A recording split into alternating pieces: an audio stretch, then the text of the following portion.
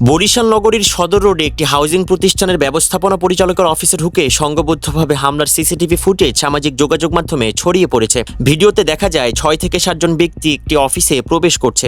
এরপর সেখানে থাকা একজন বয়স্ক লোকের উপর হামলা চালায়। উপস্থিত সেখানে অন্য এক বৃদ্ধ লোককে বলতে শোনা যায়, তাকে মাফ করে দাও। এর কিছু সময় পরই নীল শার্ট পরিহিত লোকটি বৃদ্ধের উপর হামলা করে বসেন। ভুক্তভোগী অভিযোগ করে নগরীর কাঠপট্টি রোডের বাসিন্দা মুস্তাফিজুর রহমান লিটুর নেতৃত্বে কয়েকজন তার নিজ অফিস কক্ষে প্রবেশ করে তার উপর আছড়ে পড়েন। তিনি আরও বলেন, প্রথমে 6 থেকে 7 জন ব্যক্তি অফিসে ঢুকে অস্বাভাবিক আচরণ শুরু করেন।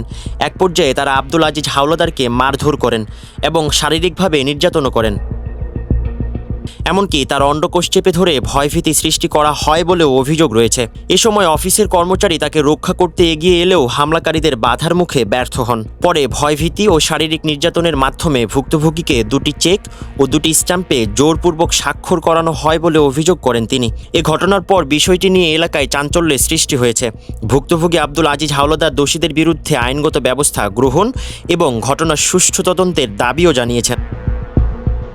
পুলিশ জানায়, অভিযোগ অনুযায়ী তাদের বিরুদ্ধে আইনগত ব্যবস্থা নেওয়া হবে। তবে এই অভিযোগের বিষয়ে অভিযুক্ত মুস্তাফিজুর রহমান লিটুর কোনো বক্তব্য পাওয়া যায়নি।